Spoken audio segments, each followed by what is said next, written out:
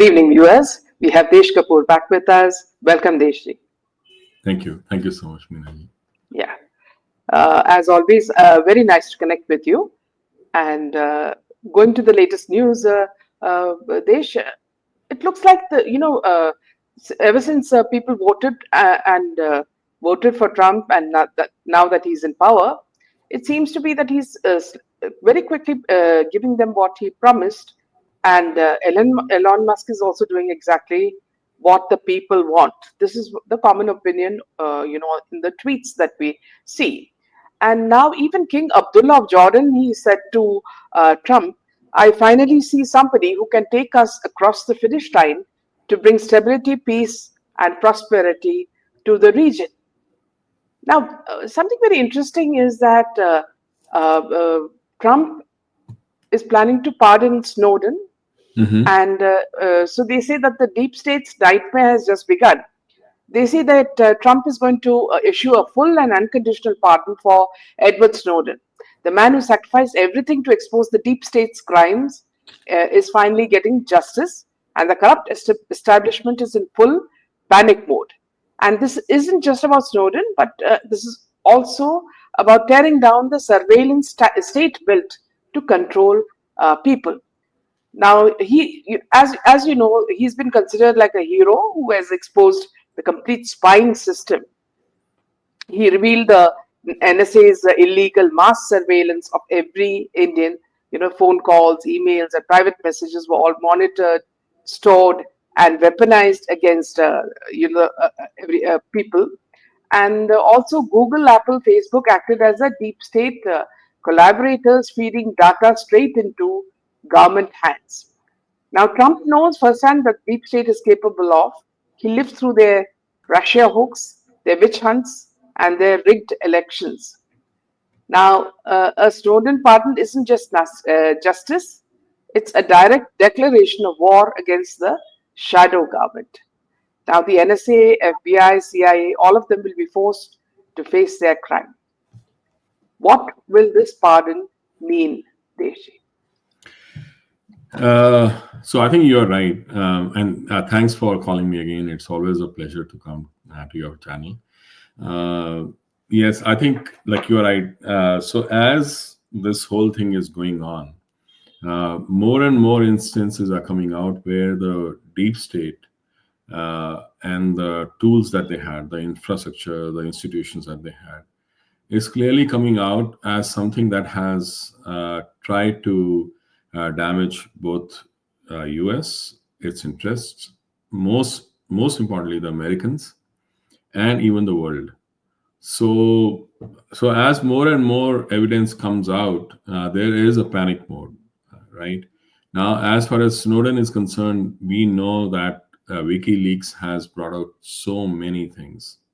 He has been able to share so much that things would not have come out otherwise. There are so many behind the scenes things that keep going on that the world is not privy to. And if somebody had not come out with all those things, they would have just gone on rampantly. And so that has been the most important theme throughout, right? So if you look at Snowden, the way he had worked over the years and the way he has been able to still keep going, Tulsi Gabbard was questioned so much because they said, well, Snowden was a traitor and you were the one who helped him. Now, like in our conversation, she said that she hasn't helped him, and even though he was in Hawaii, she did not meet or talk to him. But I think she did back him up in terms of like what needs to be done to not like have him as a traitor, because he did expose so many things, right? So for the normal Americans, for people who can see the dangers of what these guys have been doing, he is an important important hero, like even for some people, right? So although there are many people who think he's a traitor because he has been coming out with the secrets. So Also, yeah. The fact that they have been deploying media puppets to smear him and calling this move reckless. They want you distracted. They want you afraid. So all the time. So this is not only happening in USA, but it's happening in India also. See now, if you just to bring you back to what's happening in India, just a few minutes. See, if you come back to what is happening in the beer biceps case, Mhm. we're talking about this guy who is a podcaster, and he has millions on his as subscribers and supposed to be very popular. Now, see, in from the start, I did feel that there's something fake about this guy, and I did mention that after boycott Bollywood started, Bollywood has suffered a very heavy loss, and there have been movements to revive it. Mhm. So what they have done is planted not media but these podcasters.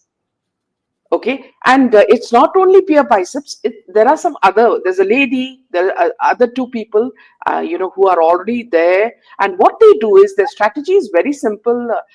Desh, they get access to all the top bigwigs in the government. They do interviews with them. How they get access, is very strange. Okay, so you have all the top people, and then what they do is intersperse it with spirituality, talks of spirituality, meeting Baba Ramdev, okay, and doing all that kind of stuff, going to Kumbh Mela, dressing like, our sadhus and all, and then showing that, see, they're very spiritually evolved. Then after that, they intersperse all these Bollywood characters and praise them, literally falling at their feet and telling them that, see, we admire you, we do this and all that. So what is happening is a very, very skillful way of interweaving things in such a way that the audience will say that, see, let boycott Bollywood go to hell. We are going to like these people and we're going to come back because they're interviewing people like, Smriti Irani and all these people. So they're getting, access to their house, eating with them, okay, speaking with them. So then they must be important people. They're very influential people. So Right. this is something that is happening in India as well. And now he's been pulled up by everybody for speaking, obscenity, things that are breaking the fabric of India, social fabric of India. And this they are doing very deliberately. This was copied, practiced, everything, and even the apology was practiced. So you see how they are doing it. And similarly, this is what I'm speaking about USA as well. They have deployed their media puppets there as well. They shall see the way things have been happening. So please do comment on that as well. Right. So I think so. All that has come out in terms of the USA, the USAID, right? Absolutely. And how Mike Benz has discussed like whatever was going on with USAID, and it is not something that like Mike Benz has said, like which is something new. I think we whoever has been able to do some research, because I've been writing about this for a long time now, especially the collaboration between USAID, NED, which is the National Endowment for Democracy, and the Soros organizations. They have been working together for a long time uh, to uh, to push this idea of democracy promotion. Now, democracy promotion has always been a tool for subversion, right? And within this democracy promotion comes the ratings for democracy, the freedom of expression, the media rights, and all those things. The internet, like even the internet, internet is has been called by UN as a human right. So that is why there was so much of noise when the internet was shut down in Kashmir for a little while, because internet is a very, very important tool for propaganda for these guys. So Absolutely. that is the reason. And like when all these, like when you go into a little detail of how they had bought most of the media, there was no room for any any free thought, any conversation which was different from what they were saying, or what their narrative was. So whatever they wanted as propaganda, that's what they would allow to come on the media. So So USAID would fund Internews. Internews would fund all these organizations, whether it was Reuters, AP, BBC, or anything else, right? And like with all these, any narrative. For example, in my newsletter on this past Sunday, I had looked at a case study of how there was this EU disinfo lab. EU Disinfo Lab came out with this expose that one Indian company called Srivastava Group had media sites, and they were pushing fake news and disinformation about Pakistan. And what was that? That Pakistan is a terror state and a rogue state. They flipped the whole thing, and they were pushing that India is a rogue nation. And BBC, Al Jazeera, Yale University, and Internews, like all the other media sites that they worked with, was pushing the same thing. And this happened in 2020, which was right after the Article 370 was revoked. So you could see how this whole media war was created. In India also, the same thing has happened.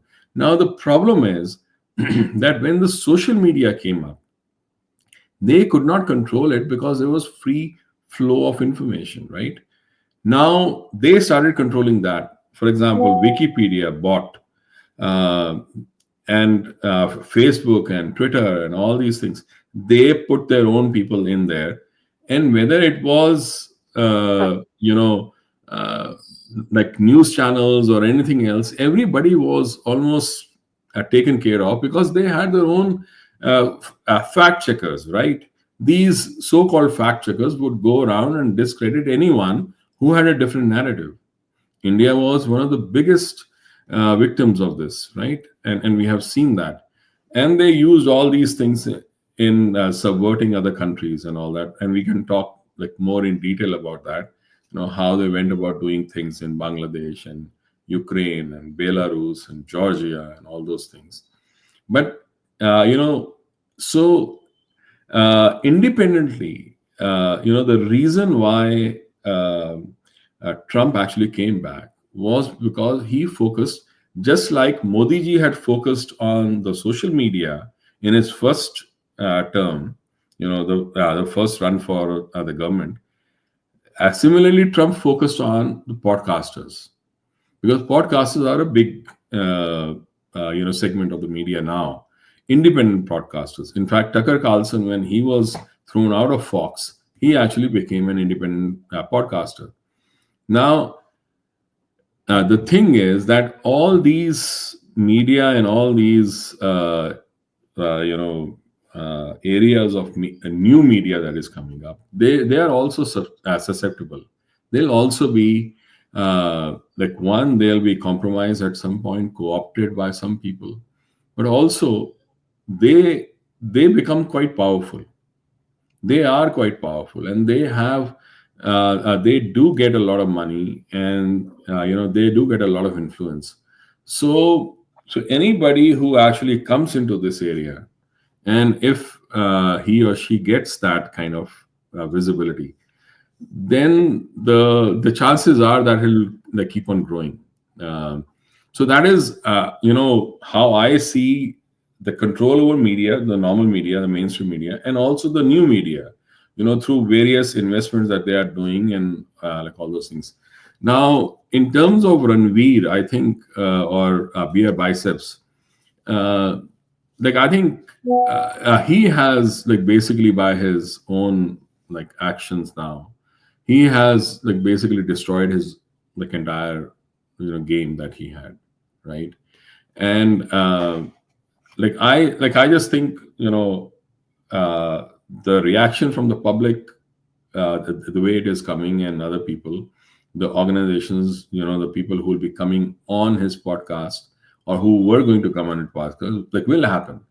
uh, but I like do think that I think the government in terms of the FIR and all those things, I think like those should not like happen because like it is uh, as bad as it is in in terms of morality and all those things. Like I think like we need to understand that like we have to keep a line.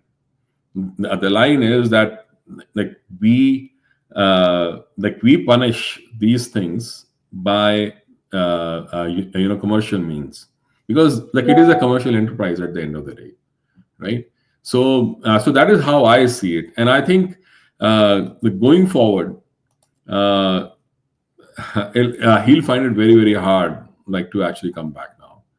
And like other podcasters, other people will also need to think through how to actually deliver some serious content that makes sense, because there is a lot of information that needs to be conveyed. And the way the world of media has been compromised, I don't see, personally, I don't read newspapers. I stopped reading newspapers. Personally, I don't watch any TV. And yet, I still, I think I'm able to write quite detailed and investigative, newsletters every week.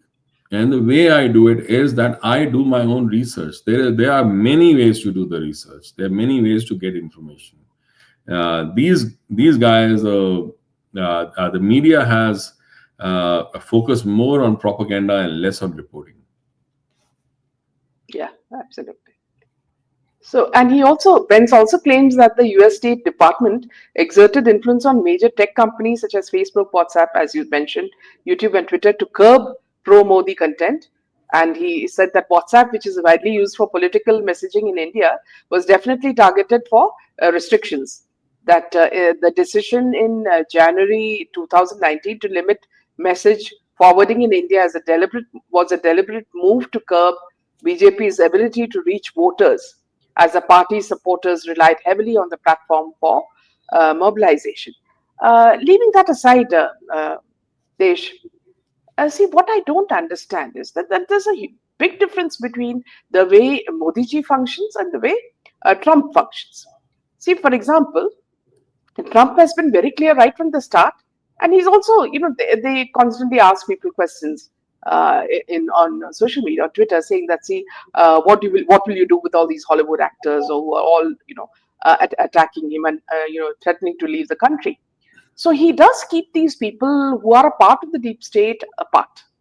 But in Modi's case, what is happening is there seems to be a vested force working on bringing the wrong people to his doorstep. Okay, so we're talking about the famous interview with the billionaire, who is dating Riya Chakravarti, who was a prime suspect in the Sushant Singh Rajput case. Okay, then you're talking about Pariksha Pe Charcha, in which people like Deepika, he's only passed up to 12th, and she was questioned for 5 hours by the Narcotics Control Department for drug usage and having drugs. And also the fact that she, stood against CAA with the JNU crowd. And the lady, Bhumi Patnekar, who's also, they say just she's managed to pass her BA through distance education. And she was also supporting Deepika against, CAA. And then you have another character who's a Ekta Kapoor product, whose education is more, into dancing rather than any other specialization. So these are the ambassadors for the Pariksha Pe Charcha. So here also you will see that instead of calling eminent scientists and doctors and teachers, they are calling these sort of people who have absolutely no educational knowledge to impart to these students.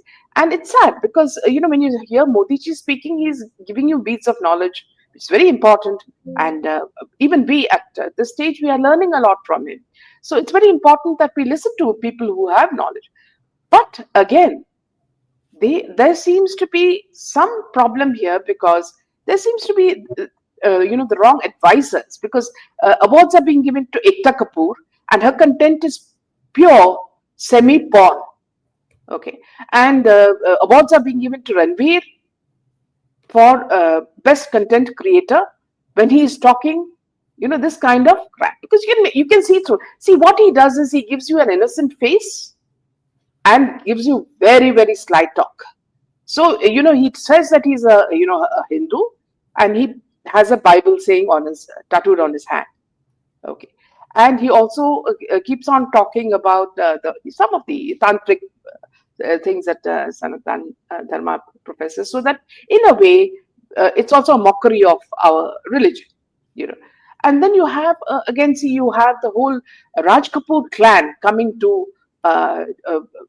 his Modi's doorstep. Now, amongst those, I have no problem with Raj Kapoor because he was a great filmmaker.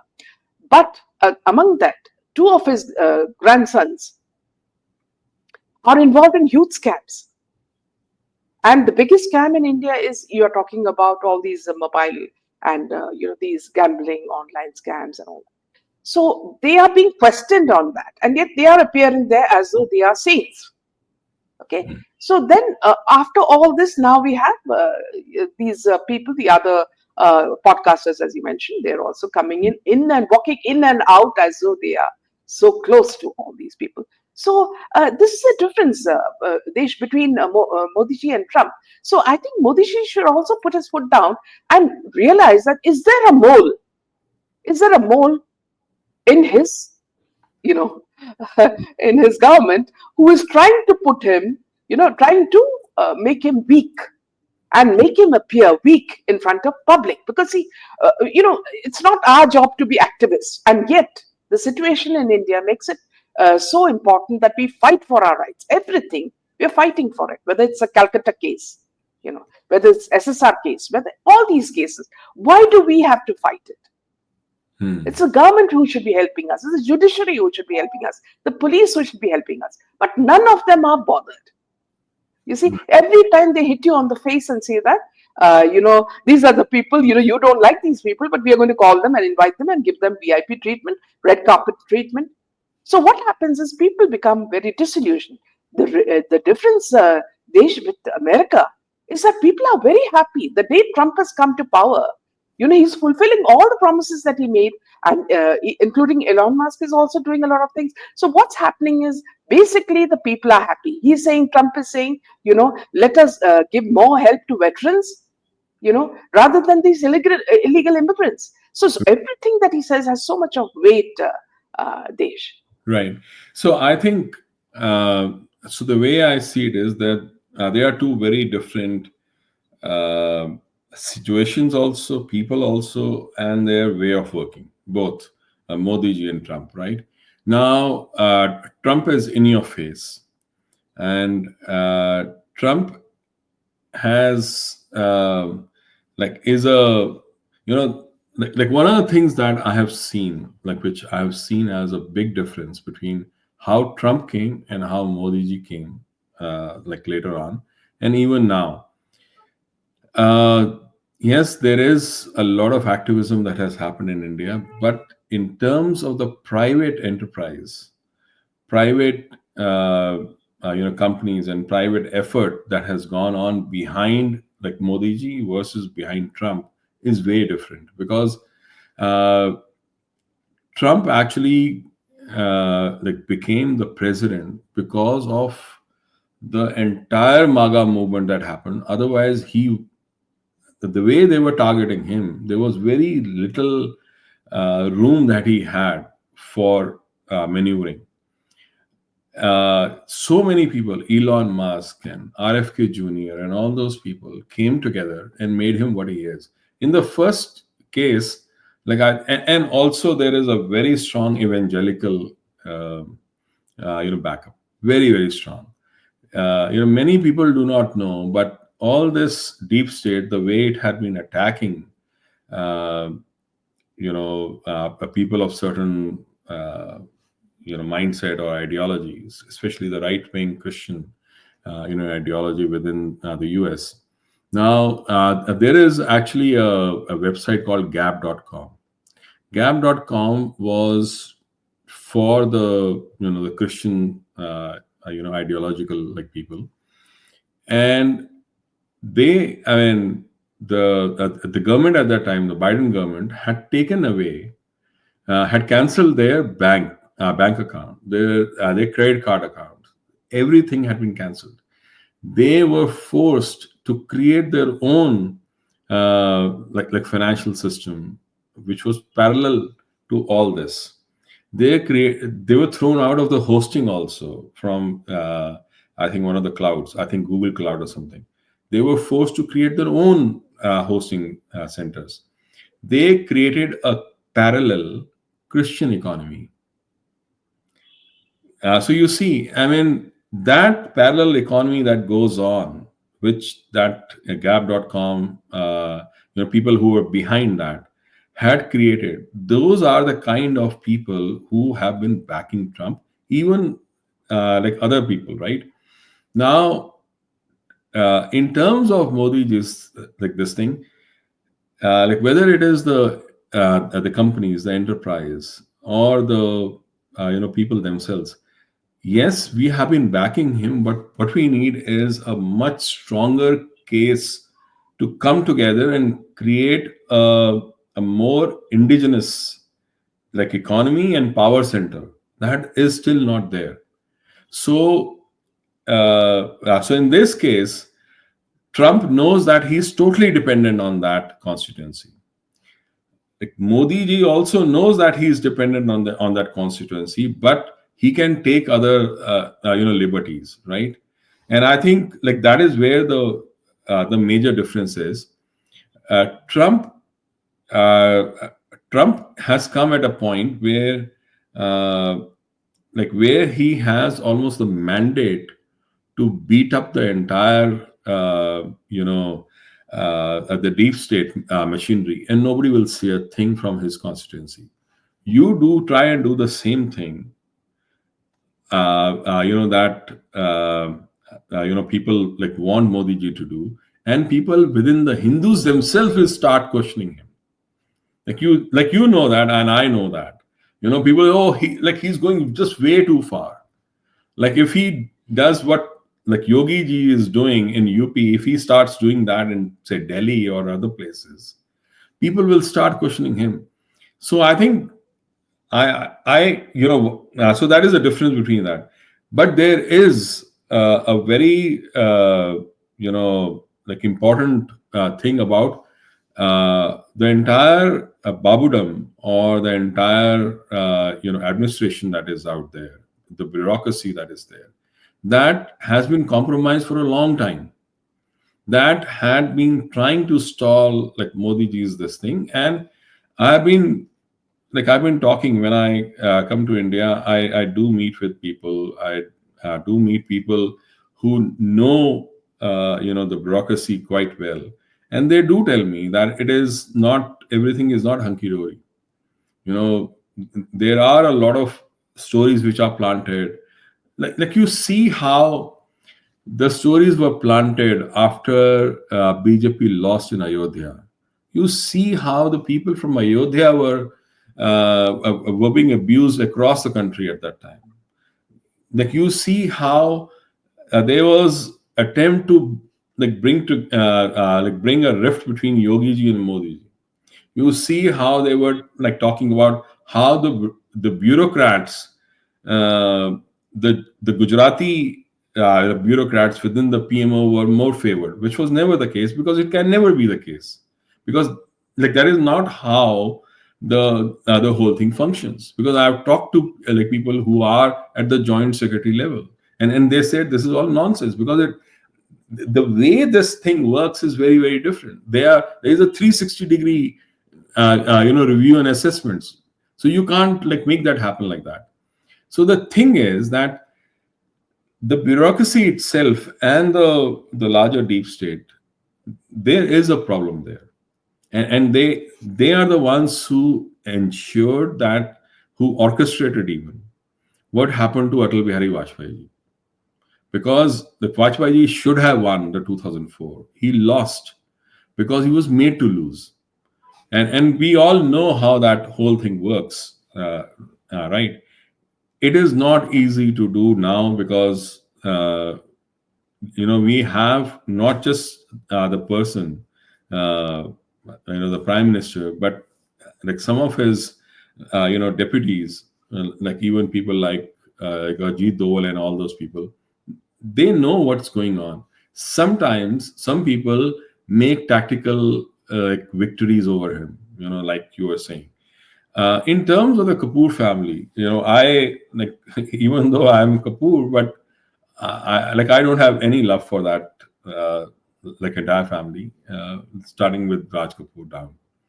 And the reason is because they have they have been used by the outside forces, and they have allowed themselves to be used by the outside forces. Having said that, there is a real dichotomy between, like within the Bollywood, between the Khans and the non-Khans. So I think the way I perceived his action was that he is trying to cleave away a faction which is non-Khan, and to make it more prominent. And like I think, like I don't know, whether that was so or not, but there is a case to be made that Bollywood itself should not be destroyed. It should be reoriented in a way that it can deliver the proper content. Because come what may, Bollywood is still like one of the biggest soft power India has across the world. I've been to so many different cities, in cabs and in restaurants, and people meeting on the street. New York, Toronto, California, everywhere. And one of the things that everyone knows is India's Bollywood. Everyone knows. So I think the effort should be to peel away all this nonsense that has come in, which has been bought, right? And like get it in the right direction. There are people who are doing great work also, like I know how much of effort like people like Vivek Agnihotri put like in their work, and like what kind of fantastic work like is coming out from that side. That kind of like work should be like promoted more, and that kind of work should go forward. Um, like even Kangana Ranaut, like what she has been trying to do, like it's not easy. Like it's not easy in this kind of a world. So I think there are many, like Modi ji works in like ways which like sometimes I cannot understand. Like because like sometimes what happens is there are many nuances to all this. One of the things that in India has been cursed with is that there is a very strong external pressure throughout.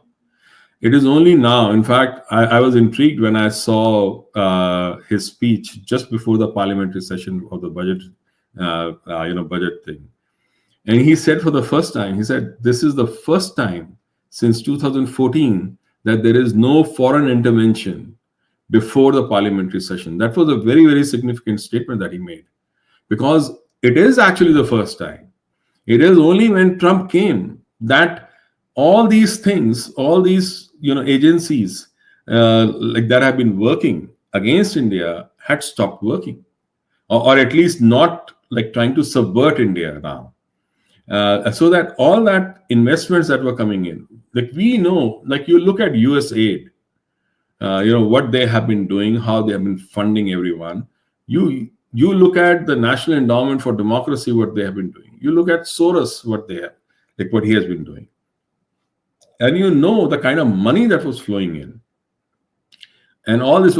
It is a miracle that India has not been colonized again. It is the amount of money that has come in, the amount of firepower that has come, whether it was Victoria Nuland, Donald Liu, or it was Samantha Power. All these guys have been coming to India again and again and again and again and trying to create power centers here to subvert India. It is a miracle that India is still surviving. I'm really surprised that things are, because India state, they wanted to create the situation that was there in Bangladesh. They wanted to do exactly the same thing, and they could have done it. When I saw what happened in Bangladesh, in Dhaka, and how Sheikh Hasina had to leave, the first thought that came to my mind was how the Khalistanis went on that Red Fort. and try to change the thing. And how they were then diverted from there, somehow it was saved, because all that entire group which went to the Red Fort, they could have easily, very easily, gone towards the 7 RCR or the 7 Lok Kalyan Marg. What could anyone have done?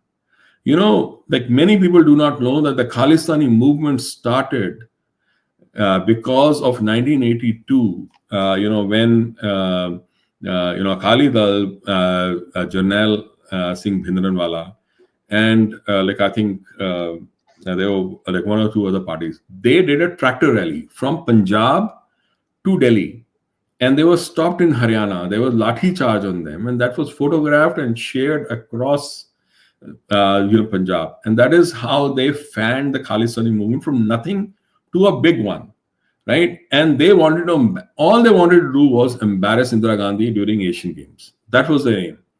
That kind of wrong move, So when the so-called farmer protest happened, that's exactly what they were trying to do. They were trying to repeat it. The only problem with all these people is, Pakistani, masters who go after these kind of things, is that they are predictable, because they keep repeating the same thing, same stories again and again, same strategies again and again. And here is someone who knows history, and he could anticipate that they were doing a repeat of the tractor rally that happened. It was called Dharma Yudh, like that's what they call that whole movement. That is when they like moved it on. So there has been a very, very big effort to change. See, there are three things. Like I always like tell people, there are three very important things which are important. One is to win an election. Second is to keep winning the election. They are two different things. The third thing is to keep yourself alive, to keep winning the elections. These are very, very important things. Whether we look at Lal Bahadur Shastri, whether we look at Indira Gandhi, whether we look at Vajpayee ji, they have been targeted at least in one of these three things. And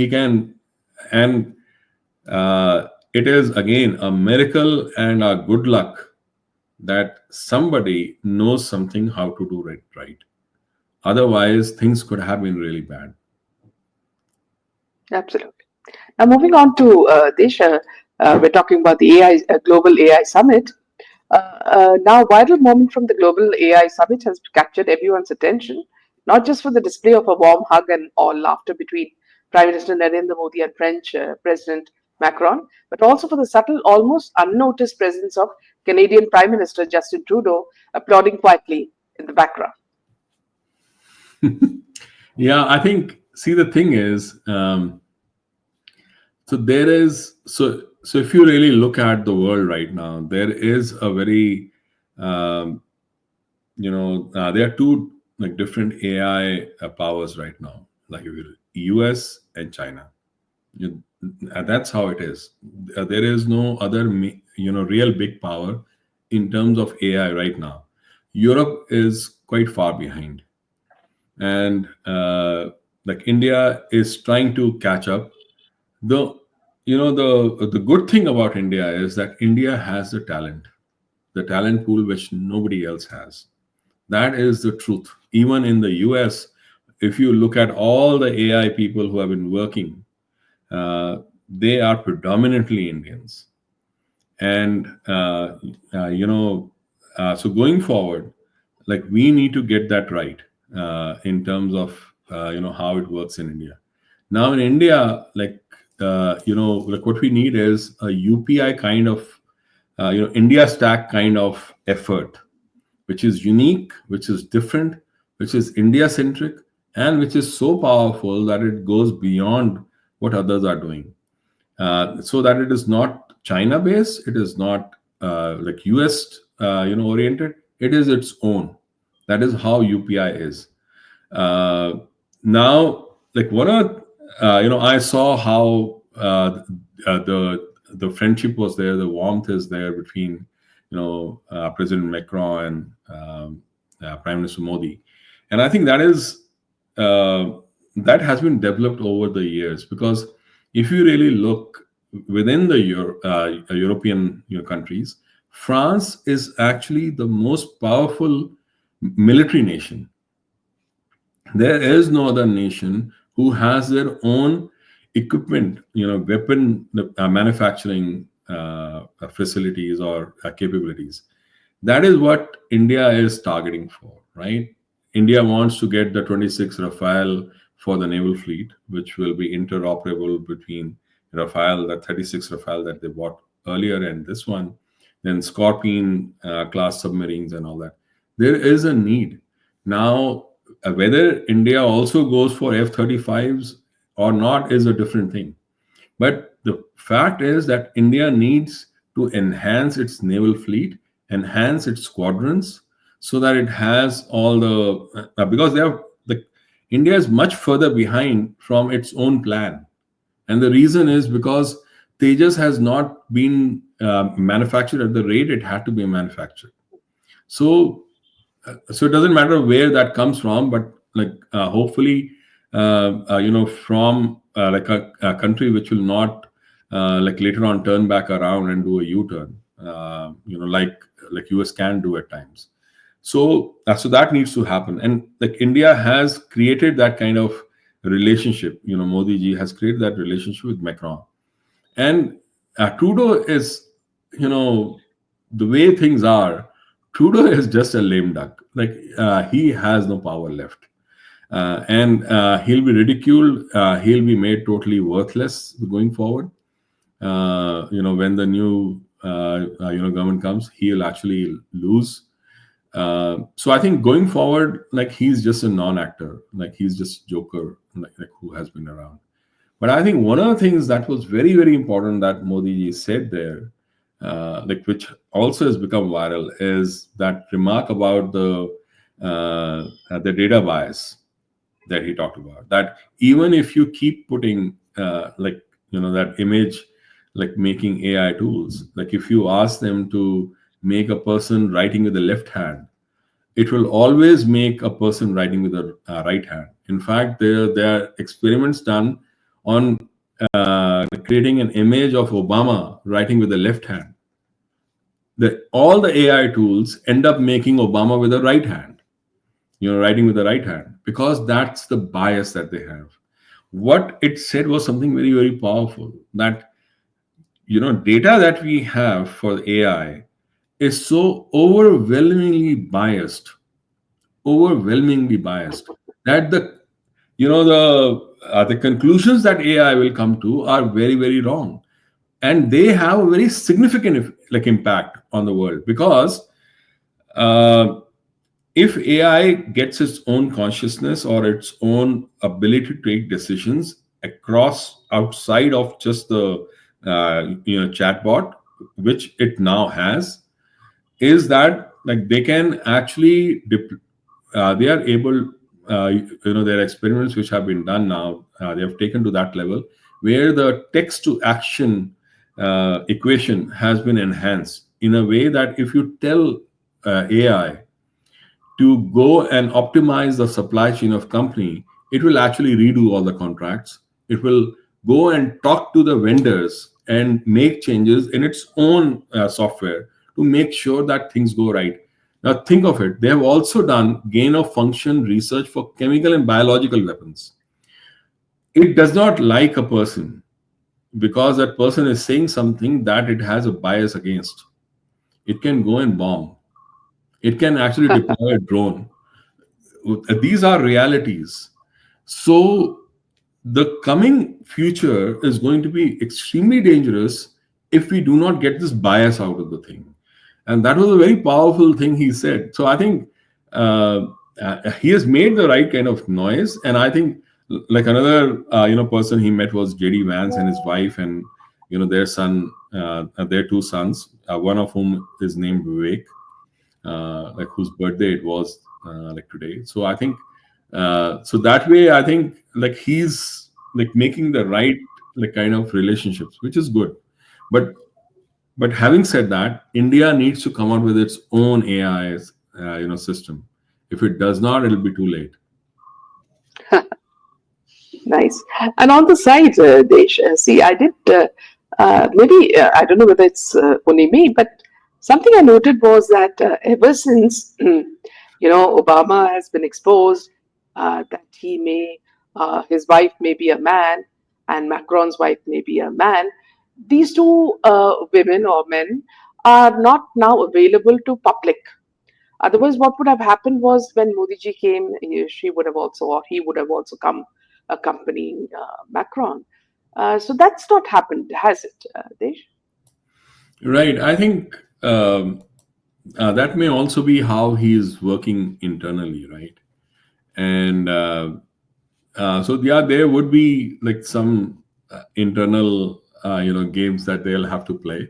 But I think, largely speaking, Modi ji being Modi ji, and Indian foreign cadre being what they will actually stay away from controversies totally.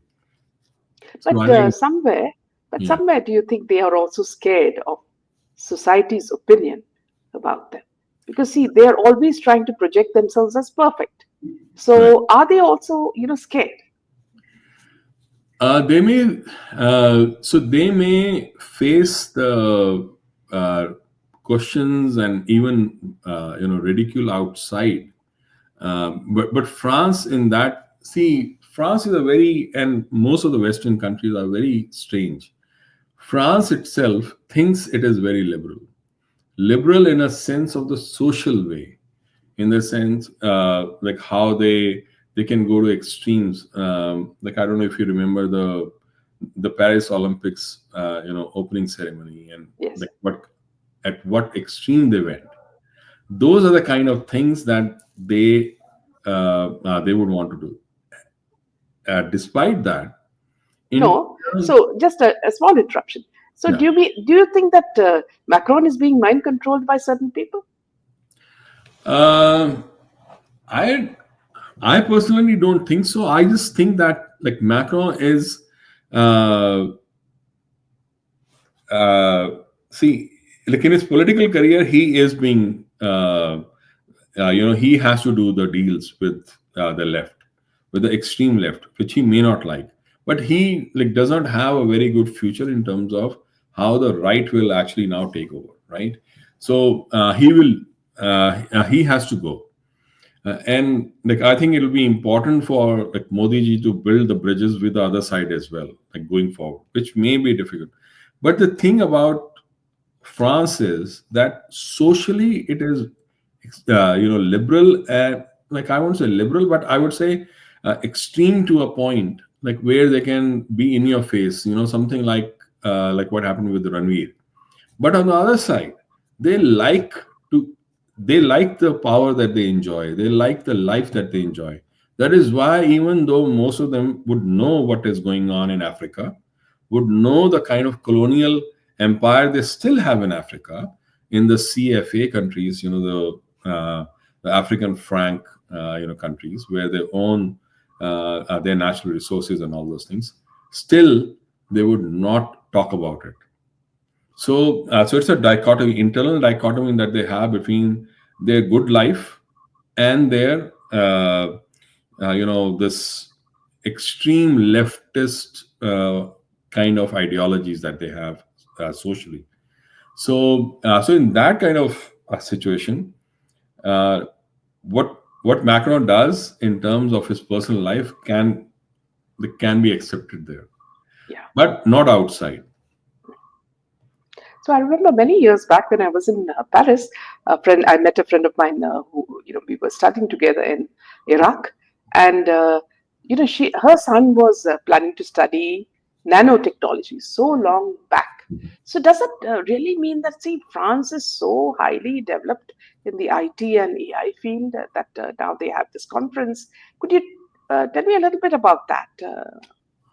Yeah, so see, the thing is, like, that's why I was saying that if you really look across Europe, you'll see across Europe there is no other European power which has created its own military base in terms of the weapon manufacturing the way France has, whether it was Concorde or later on, FAL, the submarines, the uh, like all those kind of the weaponry that they have, the missiles. Like very, I don't see any other country have that.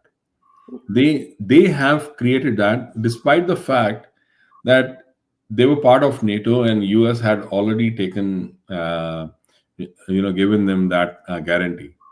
Now, in terms of the Germany, now they are waking up. Now they are waking up that they need to create their own weapons because you don't know what will happen to NATO tomorrow. So in that sense, um, you know, there was, so I was listening to this, like one person who was a very important official within Amul, and somebody asked, Amul works with the farmers and it works and competes with Cadbury's and Nestle, right? Especially in the chocolate section. So somebody had asked that official long time back, I would say around like 1990s. You are a farmer-based organization because, like, you work with the rural. Why do you want to create chocolates? I mean, you are a milk company. Why do you want to make chocolates? So that guy gave a very, very interesting, and like he was pretty higher up there, and he said something very interesting. He said, I'm not in the chocolate market to make chocolates. I'm there to keep my competitive instinct on. Because if I don't keep that instinct on, I will lose my entire competitive way in my business. And that is very important because I may become complacent in the way I'm working because I'm working with the rural people. So, so in that sense, if you see the kind of technology that would be required to create something like Rafale or something like Scorpion, like submarine, is not a small thing. They need like really high class chips, semiconductors, technology, even AI now. So they are competing with F-35s. They are competing with J-35, stealth, and all those things. It's not easy. And so, in that sense, if you see, yes, they have to keep up with the technology. So the way I would look at France is like in the same way as that official in Amulu. We have to keep up our instinct on. If we Absolutely. lose that, Absolutely. we lose everything. Yeah. So another very interesting topic, Desh, is that uh, the world, as in Europe and all, they dump things on other countries without giving them any warning. As in, see, in the case of Ozempic, isn't it the drug that is making people lose weight very fast, supposed to be for diabetics. Now they have not warned people that it can lead to terrible circumstances, even death, and it's not available in India. So what people do is they try to bring it, ask people to bring it from outside, and they say that people like Karan Johar and other people in the Bollywood industry have succumbed to it, and you'll see like he's lost a lot of weight, though they do not say that it's because of this. Now, so that's something that is very frightening. Another thing that I notice is that there are now warnings that these, Fitbits and these watches that you wear, to as a pedometer or whatever, to check your blood pressure, everything. See, that also leads to cancer. So they play with your system, and they're given a detailed analysis by certain people.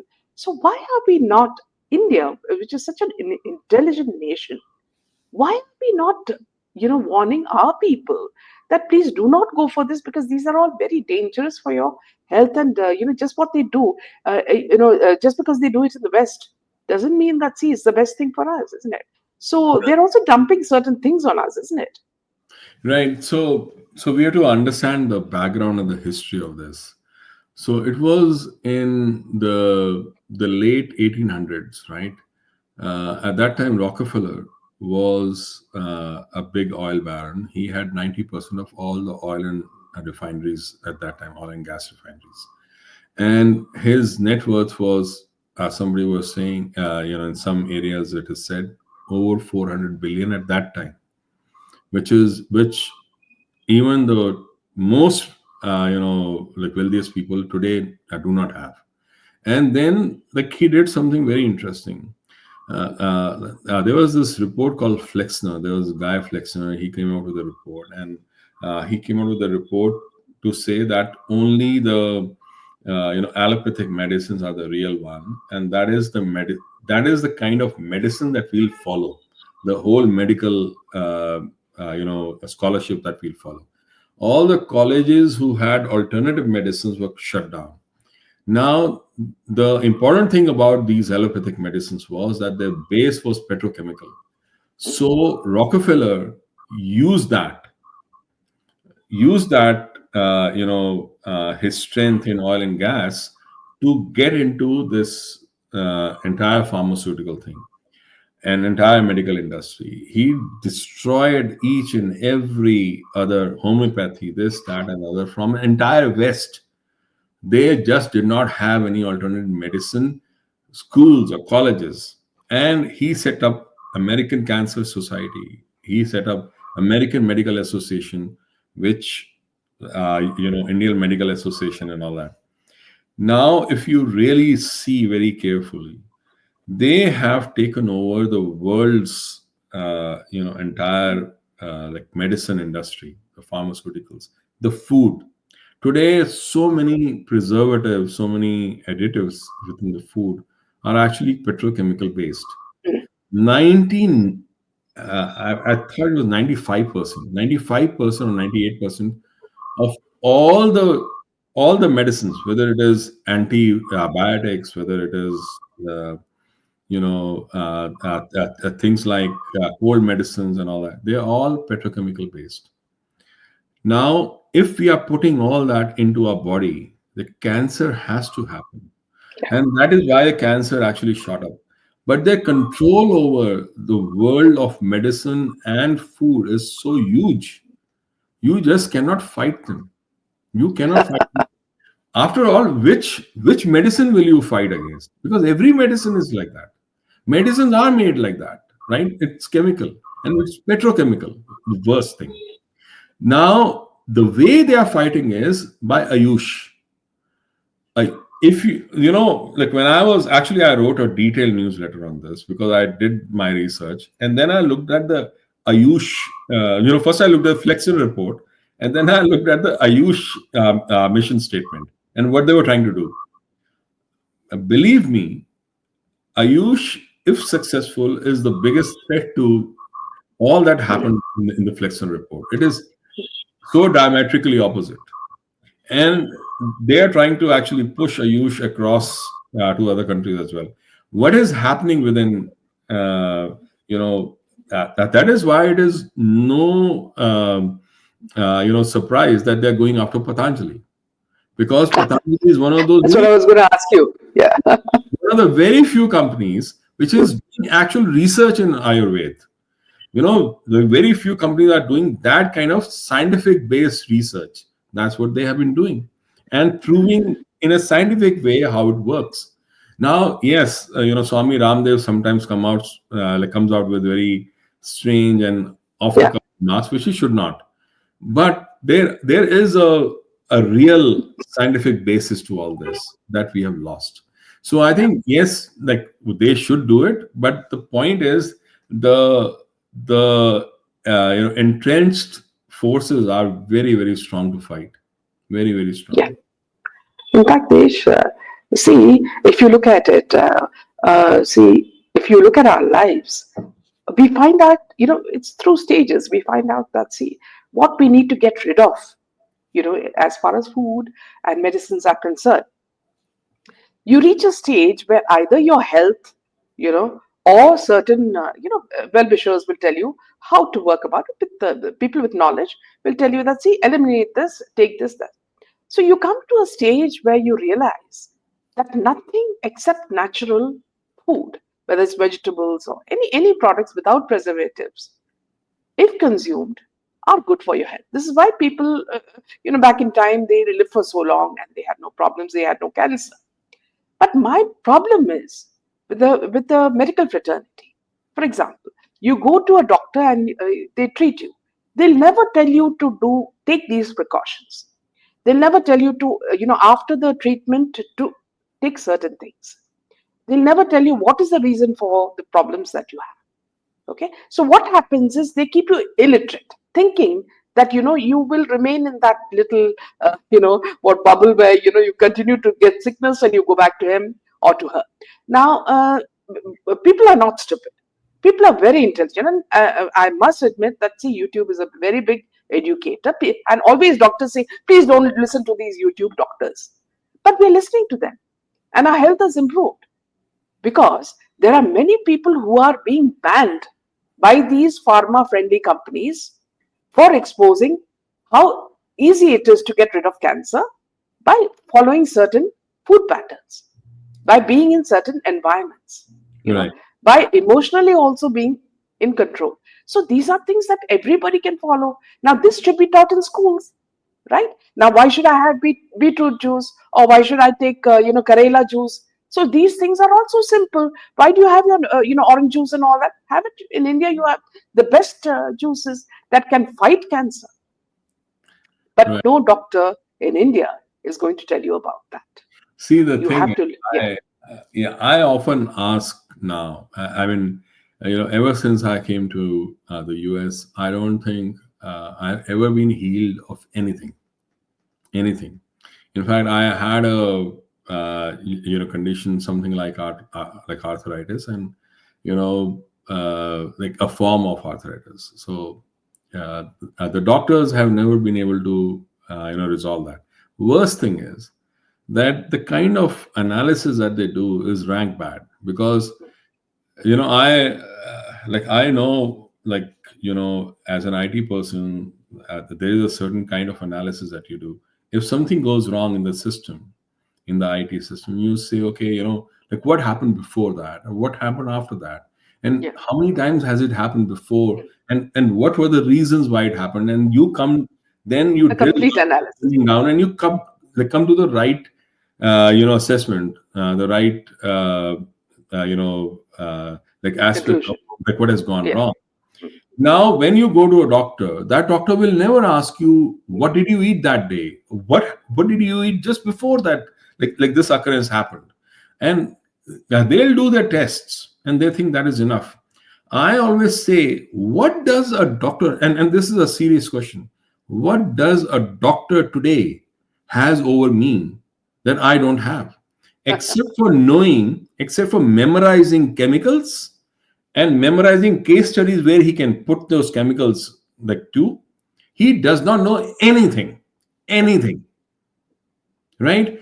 If I put all the books, all the medical books in an AI system, I put all the chemicals in there and I put all the case studies in there, an AI system will be a much, much, much better doctor than the doctors are today, because they've lost everything. Because earlier, the VAD would look at you like this and he would know what has yes, gone wrong with you, what you have eaten this morning, and they are not healers anymore. They are jokers. yes. They are just jokers. I mean, they are machines, and they are better machines, that AI can create.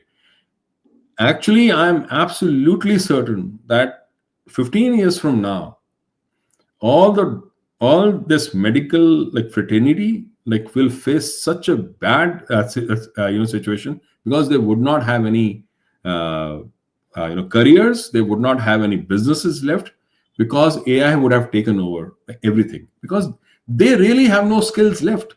Like, what skill, except for the surgeons, like who can do like surgery, even that AI and robotics can actually do much better job now, because they are most stable and steady, like instead of the normal, people can go wrong somewhere. In terms of the medical, doctors are, I think, the worst, like right now, because they really do not have any idea of how to heal anyone now. All they know is give some chemical and see if it works. Like it has not, like it's not going to survive for very long. See, whenever I ask questions to a doctor about any treatment, whatever is happening, when I say that, but isn't this good for you? Don't listen to all these YouTube doctors and all that. It's all crap. And it's because of this that we are facing problems with all our patients. It's not like that. Because there are very, very good doctors who have been banned by all these people who are giving you beads of knowledge and which we are all following. Because now you see there's a complete change. People, if you look, just before we end this session, a small point, Desh, is that you notice that in your city, which things are going up the price because those are the healthy stuff. Okay, and it's not available. See, if you sometimes blink it or you call, it's not available. So that means at least people in your city are eating healthy. Okay, it could be fruits, it could be vegetables, it could be natural stuff. So that itself shows that, see, doctors may not be advising them, but people are using their intelligence to learn what is good for their health and follow that procedure. Right, absolutely. And I think, like, over time, now that we are moving towards that kind of like understanding, but there is also another thing that, even see, just as allopathy is some kind of a science, Ayurveda and all that is also a science. When people, some intelligent people, some knowledgeable people come on the internet and say certain things and give certain advice, but there are also a lot of people Fakes. who come on. So so that kind of dilutes. I think the same, just as, like, no doctor will go on the internet and say, okay, take this, like, medicine and you'll be fine, because he cannot. I think the similar kind of integrity and rigor should be followed even with Ayurveda, because Absolutely. Ayurveda is a very serious science. Yoga is a very serious science, but people do not follow it properly. Yeah, absolutely. On this note, we end the session. Very interesting, Desh, as always. And thank you for so much for that. Thank you. Good night. Good night. Jai Hind Jai and Hind. Jai Shri Ram. Jai Shri Ram. Thank you so much.